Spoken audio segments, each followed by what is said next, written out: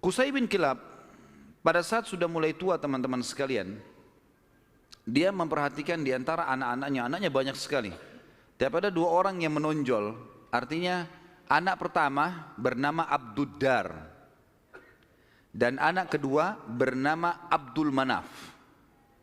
Sudah hafal belum? Ngangguk-ngangguk saja. Allahu alam, faham atau enggak tahu. Abduddar dan Abdul Manaf. Abduddar anak pertamanya si Qusay. Abdul Manaf anak kesekian. Saya tidak temukan anak keberapa, tapi Abduddar karena anak pertama biasanya kalau dinisbatkan nama seseorang adalah nama anak pertamanya. Jadi Qusay ini dipanggil Abu Abduddar gitu. Tapi Abduddar ini orangnya lemah secara fisik. Dia nggak punya keterampilan, nggak punya kepintaran, sehingga tidak punya kedudukan di tengah-tengah masyarakat. Sementara adik-adiknya semua, terutama Abdul Manaf, menonjol sekali.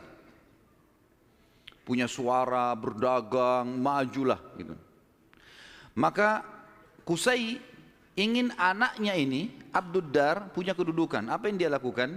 Pada saat dia mau meninggal, dia tulis sebuah keputusan surat, kalau saya meninggal, semua kerajaan, semua pengurusan Ka'bah, jemaah haji, itu di tangan Abduddar. Waktu Qusay meninggal dunia, surat dibuka, ditemukan tertulis seperti itu, maka semua anak-anaknya patuh. Keputusan raja. Abduddar akhirnya menjadi raja. Berjalan waktu teman-teman sekalian, Abduddar wafat. Pada saat wafat, keturunan Abduddar mau melanjutkan kerajaan ayahnya, tapi turunan Abdul Manaf tidak setuju, nggak bisa. Abduddar ini, paman kami dulu ini, ayah kalian, itu dipilih oleh kakek kita semuanya, Qusay, karena dia nggak punya kedudukan dan kemuliaan. Sudah dikasih dan sudah berhasil, sekarang nggak bisa kembali kepada kalian. Harusnya ini dibagi rata. Sampai mereka pada saat itu hampir perang satu sama yang lain. Sama lagi. Dicarilah hakim di antara mereka dan akhirnya kesimpulannya dibagi. Pembagian ini teman-teman sekalian adalah dibagi Abduddar khusus mengurus keturunan Abduddar, khusus mengurus semua yang berurusan dengan jemaah haji. Sementara Abduddar mengambil alih pengurusan Ka'bah dan Darun Nadwah. Sementara Abdul Manaf mengurus jemaah haji. Dibagi dua. Kita akan sedikit sisipkan di sini teman-teman sekalian kisah tentang Darun Nadwah ini yang tadi dibuat. Kita tinggalkan dulu sebentar tadi sampai ke masalah sudah pembagian Mekah. Abduddar mengurus Ka'bah dan juga Darun Nadwah. Haji itu Abdul Manaf, ya. Jadi haji ini maksudnya mengurus jemaah haji, kasih minum, kasih makan. Mereka dulu sukanya begitu. Dan mereka ini terkenal dengan dermawannya. Tidak boleh jemaah haji beli makanan, beli minuman, dikasih semua gratis. Seperti itulah. Darun Nadwah ini punya kisah unik sedikit. Saya khawatir lupa, maka saya sisipkan di sini. Darun Nadwah tadi yang dibuat oleh Qusay bin Kilab dan menjadi simbol Mekah. Kisahnya sangat unik teman-teman, kisah pembeliannya dan penjualannya. Jadi ada satu orang nanti jadi sahabat Nabi namanya Hakim bin Huzam radhiyallahu anhu. Sebelum masuk Islam, Hakim bin Huzam ini suka mabuk. Masih di Mekah di masa jahiliyah. Dia bersahabat dekat dengan pemegang kuncinya Darun Nadwah. Jadi yang bertanggung jawab. Dari turunan Abduddar. Waktu lagi mabuk sama-sama, si pemilik kunci ini mabuk luar biasa sampai nggak sadar sudah. Si Hakim bin Huzam bilang, kau mau jual nggak Darun Nadwah dengan saya? Kata temannya lagi mabuk, iya saya jual. Berapa harganya? Kata si mabuk ini bilang, dengan sekendi khamr. Kasih saya sekendi khamr, ambil Darun Nadwah. Hakim pada saat itu dia tidak semabuk temannya nih. Dia lalu mungkin panggil saksi-saksi segala macam, dikasih satu kendi khamr, Darun Nadwah ini dijual. oleh turunan Abdiddar.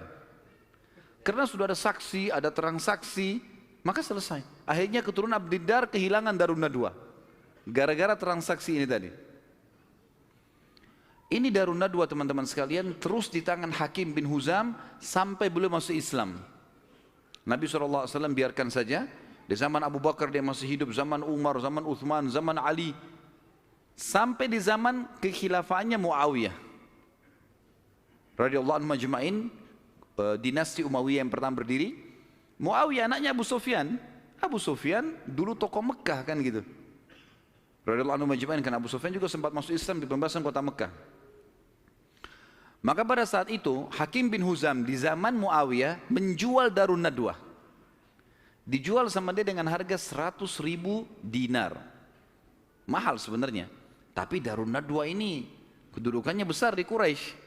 Muawiyah bilang, menghardik dia, "Hai Hakim, ngapain kau jual Darun Nadwa dengan harga 100.000 dinar? Itu bisa tidak ada nilainya. Peninggalan dari Qusay bin Kilab, gitu kan? Raja pertama Mekah setelah 500 tahun ditinggalkan oleh Jurhum, gitu kan? Maka kata Hakim radhiyallahu anhu, "Wahai Amir Mukminin, sekarang kita sudah Muslim. Penilaian mulia dan bukan mulia itu bukan dari peninggalannya Qusay bin Kilab, tapi kita pengikut Nabi Muhammad SAW. Dan saya dulu demi Allah membelinya dengan sekendi khamar. Sekarang 100.000 dinar banyak sekali. Dan Anda menjadi saksi bersama dengan seluruh muslimin yang ada di sini, kalau 100.000 dinar ini saya sedekahkan di jalan Allah." Kisahnya begitu. Jadi kisah Darun Nadwa, karena tadi kita sempat singgung, ada proses pembelian lepas dari tangan keturunan Abdiddar dan bagaimana proses penjualannya setelah itu. Tentu sekarang sudah tidak ada semuanya ini, tapi ini kisah pada saat itu. Baik, kita kembali teman-teman sekalian ke kisah kita. Abdul Manaf, tadi kan Abdiddar sama Abdul Manaf. Sekarang Abdiddar sudah kita sebutkan, diantaranya mereka menguasai Ka'bah dan Darun Nadwa. Dan sudah dijual, tinggal Ka'bah, perawatan Ka'bah, kiswahnya segala macam urusan mereka. Abdul Manaf bertanggung jawab tentang jemaah haji, kan itu. Abdul Manaf ini teman-teman sekalian punya seorang anak bernama Hashim. Hashim ini punya anak bernama Syaibah. Garis bawahi nama Syaibah ini. Tadi sudah makan siang belum ini? Banyak nama yang harus dihafal nih. Kita kerucutkan bahasan tentang Abdul Manaf punya anak namanya Hashim. Hashim punya anak Syaibah. Garis bawahi Syaibah ini. Kita akan bahas Syaibah ini. Hashim ini ayahnya Syaibah. Waktu menikah dengan istrinya, ibunya si Syaibah, karena mulianya, ini tradisi jahiliyah dulu ya, karena kedudukan si ibunya Syaibah ini tinggi di sukunya, anak kepala suku, maka ismah itu cerai di tangannya ibunya. Ibunya bisa menceraikan suaminya, hukum dulu. Berjalan waktu, meninggal Hashim. Syaibah ini ikut sama ibunya ke perkampungan ibunya. Ada satu ya, anaknya atau saudaranya Hashim ya. Saudaranya Hashim ini, jadi Abdul Manaf punya beberapa anak, diantaranya Hashim yang punya anak Syaibah, ada juga anaknya yang lain bernama Muttalib. Anaknya si Abdul Manaf ini. Muttalib ini namanya orang, ya. Muttalib ini datang ke perkampungan Syaibah, ibunya Syaibah tadi, lalu dia berkata kepada ibunya, "Ini ayahnya Hashim sudah meninggal, tapi anak ini keturunan Qusay bin Kilab, ini turunan raja di Mekah. Jangan ditinggalkan di kampung sini. Ikut ke Mekah dengan saya. Siapa tahu nanti dia punya kedudukan di Mekah." Kata ibunya, "Nggak bisa, ikut sama saya." Akhirnya kena cekcok nih, tanda kutip di sini, maka ibunya Syaibah bilang, "Ini kita suruh pilih aja dia. Si Syaibah ini mau ikut siapa? Nanti kalau saya sebutin julukannya Syaibah ini, baru antum bilang, oh iya itu orangnya."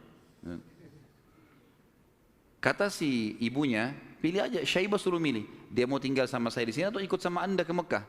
Lalu Muttalib tanya di depan ibunya, hai Syaibah, ikut sama saya ke Mekah atau kamu tinggal sama ibumu? Kata Syaibah, saya ikut sama paman saya, ikut ke Mekah. Maka masuklah, pergilah ke Mekah. Waktu itu Muttalib ini naik unta, dia membonceng di belakangnya Syaibah. Muttalib ini teman-teman dikenal di Mekah suka beli budak, ya.